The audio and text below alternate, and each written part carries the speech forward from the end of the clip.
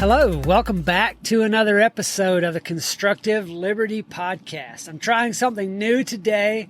I am recording and broadcasting to YouTube via OBS software. So hopefully everything works good. It shows I'm live. Been live for 20 seconds. I'm recording. I think it's all good. Don't know if anybody's going to be in the chat, but it's all good. I'm just trying this out, see what happens. It's not going to be a scheduled thing. I'm not going to do this every single week, but we're going to see how this goes. So today, what we're talking about is something I don't like talking about. It's something I don't do well at, and that is why I'm actually talking about it, because I've been working on it, trying to grow in that area, and that is the area of emotions. Yes. Emotions is one of those things that you either don't have or don't express, or you're ruled by it. And it seems like it's really hard to find somebody who is balanced in their emotions. And as someone who is super passionate about personal growth, I feel like I need to be a well-rounded person. Not round as in eating too many donuts and all that, not that kind of round, but I need to be emotionally secure, emotionally stable, and that is, not necessarily on one end of the spectrum or the other. That's not being ruled by the emotions, and that's not being completely devoid of emotions. I am someone who is more on the devoid of emotions end of the spectrum, and so I'm trying to move more to the center, to where I can not only feel my emotions, express them, share them, talk about them, but I can sense other people's emotional state as well. Because I think when you're a person who tends to be an emotion stuffer, you also are someone who has a hard time discerning the emotions of other people. And when you can't discern the emotions of a person or the emotions of the room or that affects all of your other sensors, because let's face it, most people have emotion. The thought, the feeling, I don't know what you call it, the emotion is there. And they're either, like I said earlier, either ruled by it or they completely block it. And if you can allow yourself to feel it, to accept it, to see it for what it is, and to take it and look at it like, here's this emotion, what's causing this, rather than either blocking it or stepping completely into it and being ruled by it. It gives you a much better place to approach life from. It gives you a much better sense of what's going on, or how to go about things, and being sensitive to other people. It gives you become more of somebody who can do better at helping other people. And that is what I want to be, as someone who is diving deep into the personal coaching world. And I'll talk some more about that later, maybe in another show. Maybe we won't get into that today. But as someone who loves personal growth and wants to help other people develop into their full potential, I also need to tap into my full potential so that I can do that. And being able to sense emotions is a key area within that. So it all builds on top of each other. It's all a stepping stone from one to the next. So that's what we're going into today. But before we go there, I've got 3 quotes of the day for you. I'm going to share 2 with you, just start off with, and I'll save 1 for the end. These are 3 of my favorite people. Well, 2 of my favorite people. One who has a lot of good things to say and has written some good books. Eckhart Tolle is the first one. He says, in the egoic state, your sense of self and your identity is derived from your thinking mind. In other words, what your mind tells you about yourself, the storyline of you, the memories, the expectations, all of the thoughts that go through your head continuously, and the emotions that reflect on those thoughts. All of those things make up your sense of self. The second one is from Jim Rohn. He said, take advantage of every opportunity to practice your communication skills so that when important occasions arise, you will have the gift the style, the sharpness, the clarity, and the emotions to affect other people. And that is where I go with being a well-rounded person, is being able to sense all of those things when a response or reaction or comment or silence would be most effective at properly affecting other people, at helping them to discern what's needed in the moment for them, discern what's best for them. Not me discerning that, but helping other people figure that out for themselves. That is who I want to be. And the last quote I'm going to save for later is one of my favorite people. He's got a lot of good stuff. I've quoted him quite a few times before. I'll save that for the end. The product of the day today is the Wise5 Budgeting and Debt Freedom app. Now, I know you're going to be like, oh, I hate budgeting. And so do I. Budgeting sucks. Let's just be honest. It is not fun. Some people love it. Those people are kind of weird, but I mean, they're good. We need them too. They are the people who create things like this that we need. The Wise5 Budgeting and Debt Freedom app. Now, why do I say it's a debt freedom app? Here's the deal. Most budgeting apps, you just put all the numbers in and it spits a number back at you to tell you what you're allowed to spend and what you overspent on and what you have left in savings.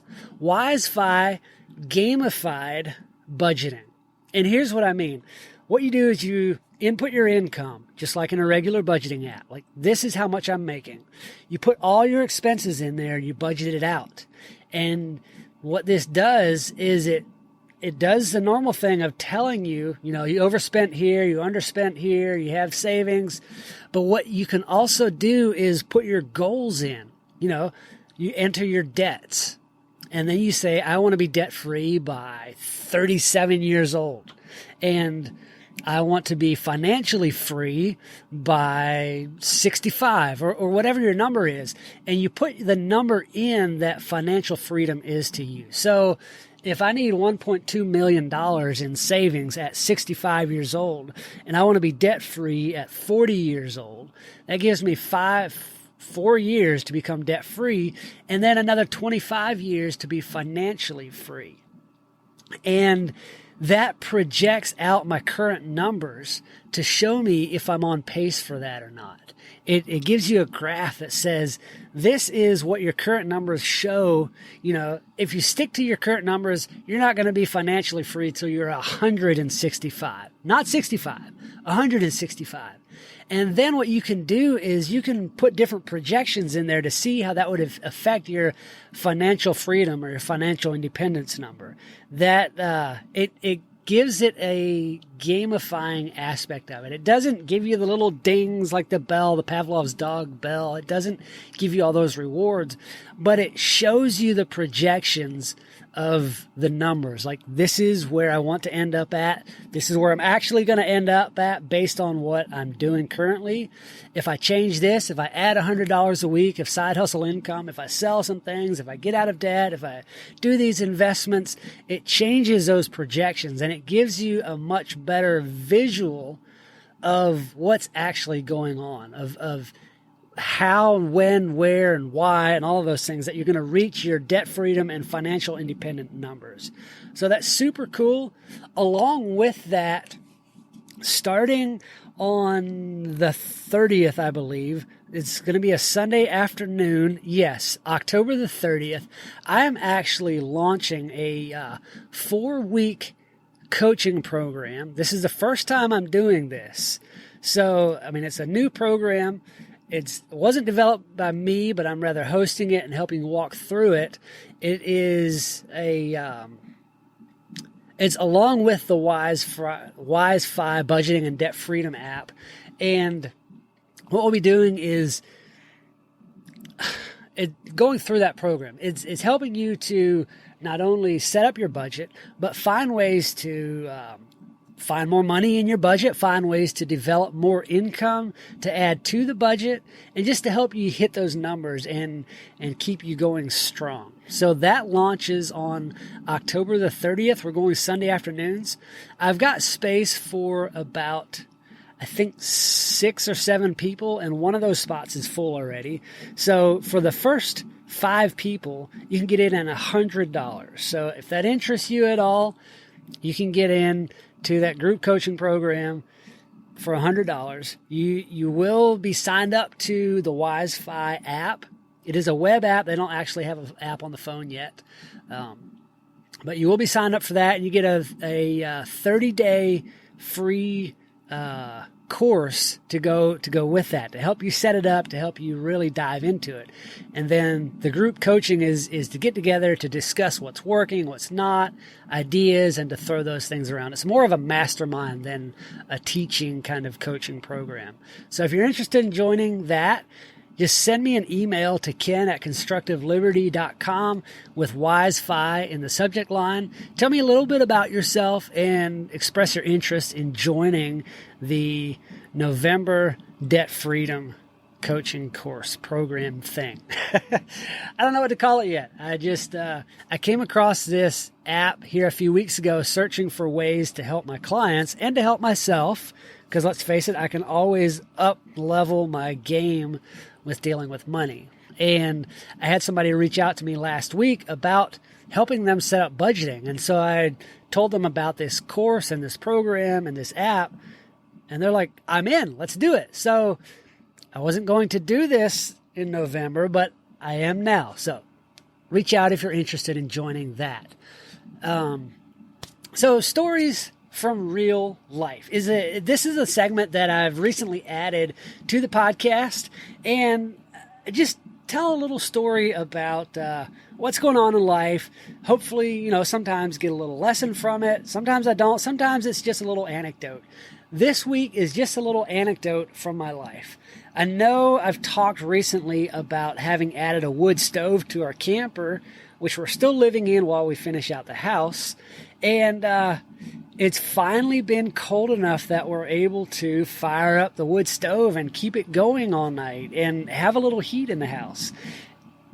When we first fired it up a couple of weeks ago, I did not have very good firewood. I didn't have good hardwood to burn in this wood stove. And so the fire wouldn't burn very long. It would go out pretty quickly. But I was over at a friend's place here a few days ago and asked him if they have any firewood that they'd be willing to sell, because I know this guy cuts a lot of firewood. And he said, I won't sell you any, but I'll bring you a load. And I said, well, okay, I accept. And so Saturday he brought me a nice load of firewood, some really good hardwood. I was amazed at the quality of it. I was super happy and impressed to get this free load of firewood to burn in my little wood stove. So the moral of the story is I'm finally able to sleep in a warm house at night. Typically, our house pretty closely follows the outdoor temperatures. It'll stay about 10 degrees warmer or 10 degrees cooler, depending if it's summer or winter time. So during the day, it lags behind about 10 degrees cooler, and at night, it's about 10 degrees warmer. And in the wintertime, we run electric heat, and that does not do so well. And we can keep it in the low 50s, mid 50s if we really crank the heat up, but then it's uncomfortable sleeping. What amazed me was last night we had the heater cranked up, like not the electric heat, the wood stove. It actually was almost hot in there before we went to bed. So I turned it down, got the temperature adjusted on it with the air intake and everything, and I loaded the stove down with wood, those nice hardwood chunks, set my alarm for 2 hours and went to bed. And I actually slept amazing. It was 70 degrees in there. And typically we sleep best when it's in the mid 50s, but the wood heat is different than any other kind of heat. I was super amazed at how great it felt. And I was able to sleep through the night. Of course, my alarm went off after 2 hours. I got up, reloaded the fireplace, and it hadn't burned down a whole lot. I mean, it had burned down into basically lumps of charcoal, but it wasn't like there was nothing there. So I reloaded it down with this nice hardwood, set my alarm for 3 hours, repeated the process, ended up getting up about 5 o'clock. So that was another 3 hours from the second time I got up, and it was great. The house was nice and warm. It never cooled down past 68 or 69 in the house at night, even with the slow burn of the fireplace. Super comfortable sleeping. I'm so happy that we made that investment into that kind of heat. I love it. I will not be without a wood stove if I can help it from now into the future. It's awesome. The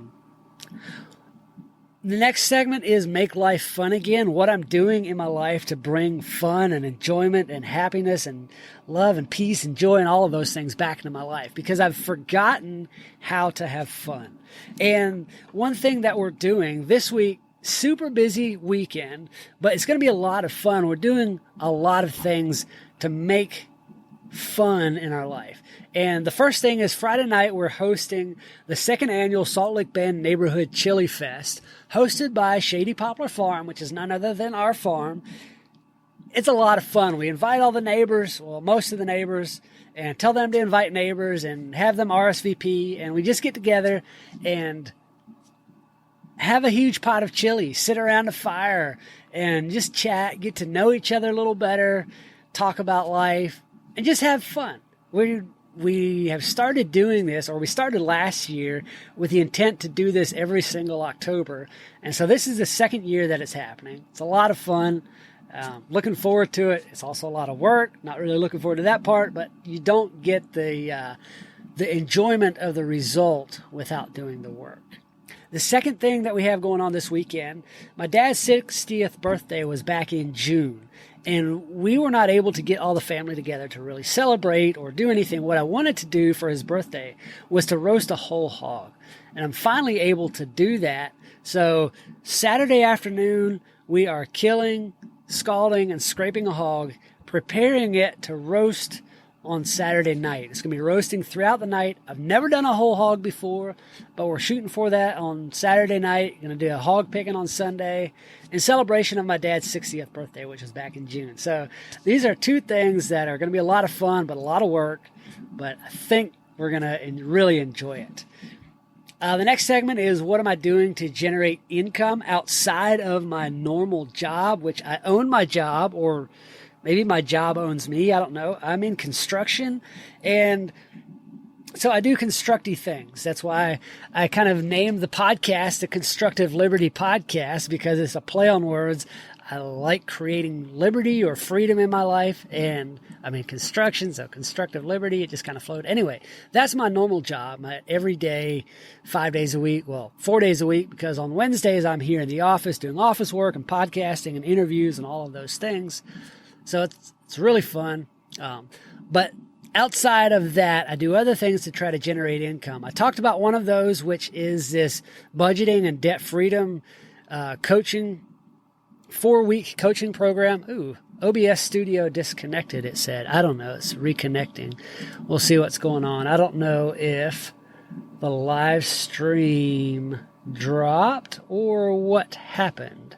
Anyway.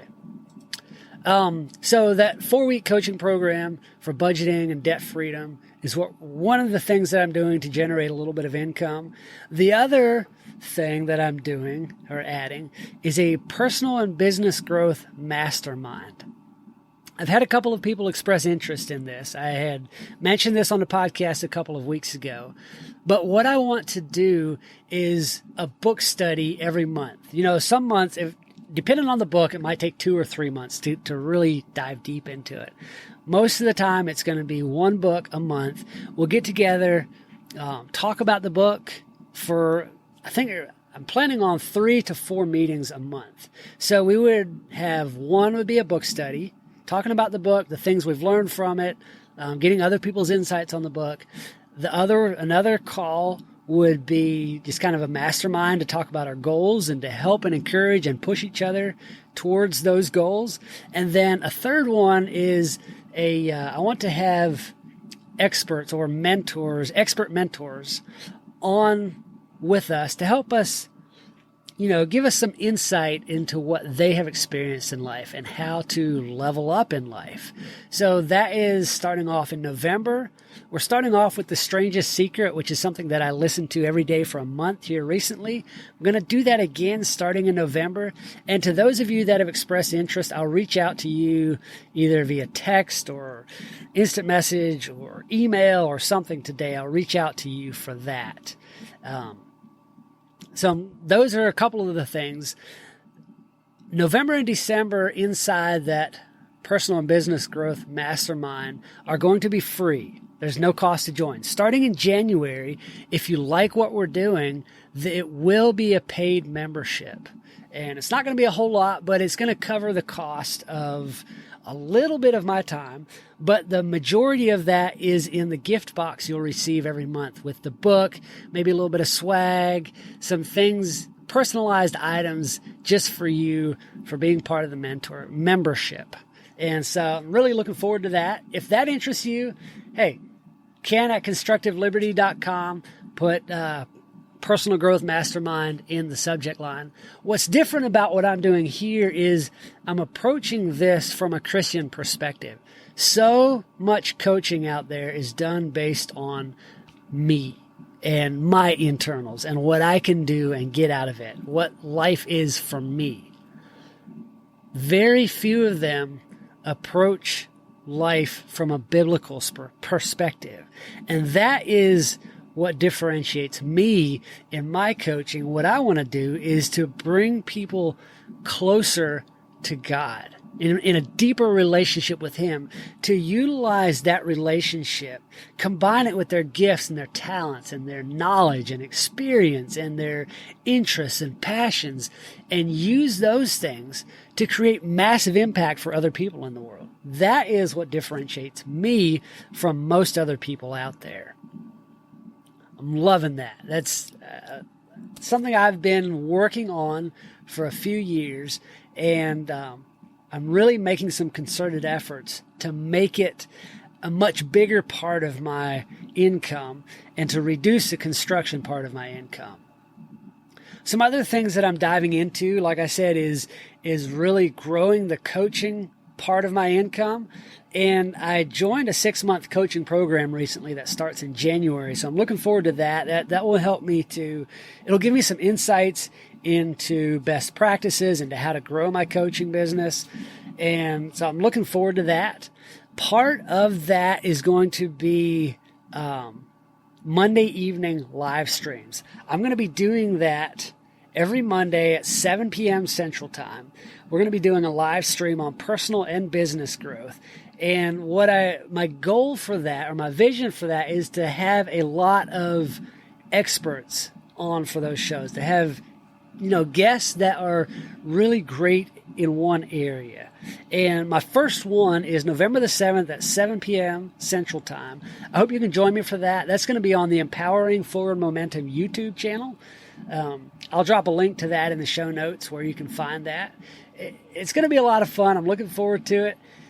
Probably through the end of the year. It's not going to be every single Monday because there's some holidays in there and we'll be traveling some in there. It's going to be fun though. I'm really, really excited and looking forward to that. And on another note, going back one segment, what I'm doing to generate income right now, I'm selling puppies. I have 4 puppies available, 1 male, 3 females. If you're looking for a golden retriever puppy, hit me up. As always, Ken at ConstructiveLiberty.com. Just put puppy in the subject line. Express your interest in male or female. I'll reach out to you, send you some pictures. We'll go from there. Let's jump into the main topic of the show. I have gone on long enough. I've berated you with all the things, and we're 23 minutes in. Oh, wow. Okay, long-winded today, I tell you what. The topic, like I mentioned, is emotions. And over in OBS Studio, I am going to share my screen. So if you are on live with me, I am going to share my screen here. And this is something that I came across in researching how to be better at expressing emotions. And that's the Little Book of Big Emotions. So we all have emotions. Sometimes we don't express them well or understand them very well. You've got anger, joy, love, despair, disappointment, overwhelm, contentment, envy, so many emotions.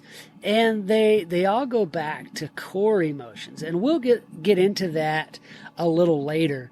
But there's certain things that we can kind of sense that we feel, and it goes back to core emotions.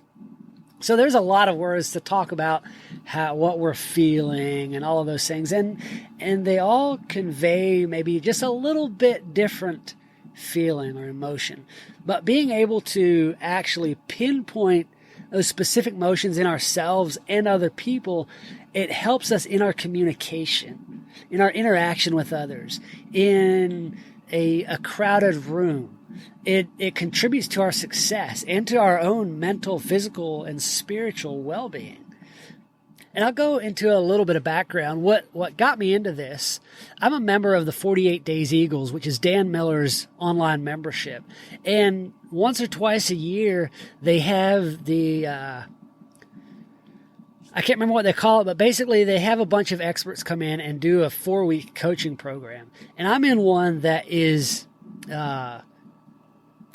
it's about success, creating the success you want in life. And he goes through all aspects of life, the physical, the mental, emotional, spiritual, all of those things. But the most recent one it had to do with spirit. I don't remember exactly how he divides each week up, but it had to do with spirit. And so, sorry, I just got an email I'm supposed to get a call here here coming up. And I want to make sure that I'm not missing. All right, 9:30. Okay, sorry about that. What came up for me in that coaching session was that I'm not connected to my emotions. And that set me off on a journey to actually be able to think and feel and hear and sense emotions, to be more connected to that side of life. Because I'm not. I'm really, really not. So not. I don't like emotions. And I know that is needed in life. It can be overdone. It can be underdone. But that's what set me off on this journey to emotions. So simply put, an emotion is a state of mind. It's a subconscious reaction to your thoughts, your actions, or even the world around you. And it creates a physical response in your body. They can derail our day by influencing our decision making. And that's really a problem if you're on a negative loop, right? So if you tend towards the negative and you're ruled by your emotions, that sets off a train wreck within you. On the other hand, burying your emotions suppresses your immune system and makes us more susceptible to getting sick. I don't know if maybe that's why the last couple of years I've gone through some physical things that I really can't explain. It could be because I suppress emotions. It's like, imagine you take a bottle of Coke and you shake it up. And that's the emotions inside boiling over, creating pressure, and it has nowhere to go. Eventually, something happens. It either explodes or it stretches or something happens within you, within that Coke bottle, which is us, if we suppress our emotions. So without emotions, which is where I tend to operate, life would be flat and dull with no ups and downs. And I think part of that plays into the segment, Make Life Fun Again. I've forgotten how to have fun because I've suppressed those emotions. I'm like, nothing is either here nor there, it just is. And I've forgotten how to have fun in that. I've forgotten how to emote. Emotions can be too vigilant. They can alert us to danger, which isn't there. My wife is maybe on that end of things. Every little thing freaks her out. She screams at nothing. Something flies past her and she screams like she's going to die. And I've learned I don't even pay any attention because it's like the boy who cried wolf. It's overly emotional. Left unchecked, emotions can spiral us downward into rage or depression or anguish or all of the really super negative things. But they can also make things amazing. Feeling our emotions can be really good for your health. There's calm and happy emotions. Those are good for your heart, your brain, and your chronic pain levels. And they give us that common ground to connect with other people. I mentioned being able to sense and feel emotions when you walk into a room, being able to know how to approach people, how to talk to people, how to be around people. A lot of that is on an emotional level. When you feel your emotions fully, you enjoy life more. They're what allow us to dig deep and accomplish great things. When you are emotionally tied to a goal, which I'm super goal-oriented, but when you're emotionally tied to it, you will do whatever it takes to make that thing happen. You are relentless in your pursuit of it. They're what alert us to danger and keep us safe. So they can be overreactive, or they can be exactly what you need to keep you safe. They lift us up in joy. They give you power, and they inspire you to greater things. So why is it important to be able to read other people's emotions? Well, like I mentioned earlier, how can you react correctly? How can you react accordingly if you don't know what other people are feeling or thinking? Like, you can approach them from a purely logical perspective. But when someone is on that emotional level, they're almost incapable of thinking logically because emotion overrules logic. And so if you can read and connect with them on that emotional level without getting into the weeds of the emotions, you can bring them over to the logical side of things. You can help them to see things. When you understand your emotions, you can weigh them and discover if you're in balance or not. That's what I talked about, the balance earlier. I'm way over to the side of no emotion. A lot of people are way over to the side of being ruled by the emotions. We need to come more to the center of that, being able to feel them but not be ruled completely by them. So some of the ways to recognize different emotions. So in anger, someone might have an increased heart rate. They might be shaking, like their whole body is shaking. You've been there before. Tense muscles, a raised voice, and closed fists. In happiness, people are probably smiling and relaxed, and they speak positively. They laugh easily. In fear, your heart beats faster. Maybe you hyperventilate. You get pale-faced and wide-eyed. Start sweating and maybe shaking in fear. If you've ever read a book, you've read of people shaking in fear. For panic, you have difficulty breathing, heart pounding. Maybe you're restless, looking around like you're afraid, and you might have chest pains. Boredom, you might have lots of sighing. Someone be restless or have a blank, disinterested stare, or they're fidgeting. I oftentimes, sorry I bumped the mic there, I oftentimes will play with a pen. If I have a pen sitting here, I twist it, I click it, I play with it, I bop it, all of the things. So I guess that means I'm bored. And the person might also be slow to respond. For jealousy, some of those feelings are similar to anger. The person might act resentful towards the person that they are jealous of. They might talk over people.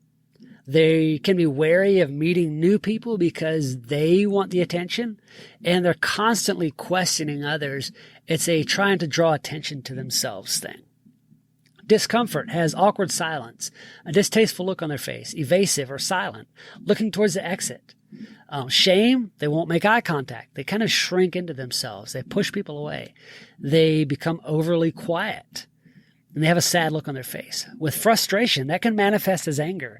They have impatient gestures. They're easily irritated with others. Maybe have some negative self-talk and a confused or pained expression. With surprise, people can be startled and wide-eyed, and maybe they're like have their mouth hanging open like, oh my goodness, just surprise. And then maybe they might scream. Like I mentioned my wife earlier. She screams when she is surprised or suddenly scared, or I guess that's more surprise and not in a good way. With grief, crying or more towards the sobbing, like uncontrollable sobbing side of things. Not taking care of themselves. Maybe looking tired or worn out. Might have a loss of interest in pastimes. Hey, babe. or that could manifest itself as anger. When someone's interest, how do you recognize that? Their posture leans forward. They're leaning in like they just can't get enough of it. Thank you. My wife just brought me coffee. She's amazing. They'll give you their full attention. They're engaged. They might even make physical contact because they're so into what's going on there. With guilt, they often can't look you in the eye, or they avoid people who they have wronged. They may be evasive when answering questions. If you ask somebody a question and they give you an answer without answering the question, they might be evading it either through guilt or trying to hide something. Maybe they over-apologize or they give you nervous gestures. My wife's standing over here watching and listening. Are you talking about the eyes? No, I'm talking about emotions today. Oh, okay. Yeah.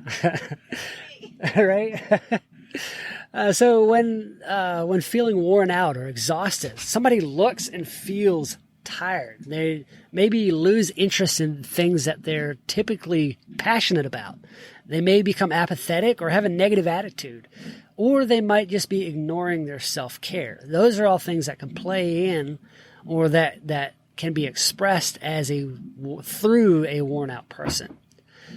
Somebody who's calm and relaxed is similar to someone who is happy. They're smiling. They have relaxed muscles. Their movements are smooth and unhurried, and their voice is an even tone. They don't have, they're not all stiff and everything. They're relaxed. So that is it on those emotions. That's what I've found in researching how to better express my emotions. I'm not great at that. I'm trying to get better, but yes, it's still definitely a work in progress. So I hope that helps. I hope you're able to also tap into your emotions without going overboard with it, without being ruled by them, but just accept them, express them, discuss them, learn from them, but don't be ruled by them. Hope that helps. Do good work.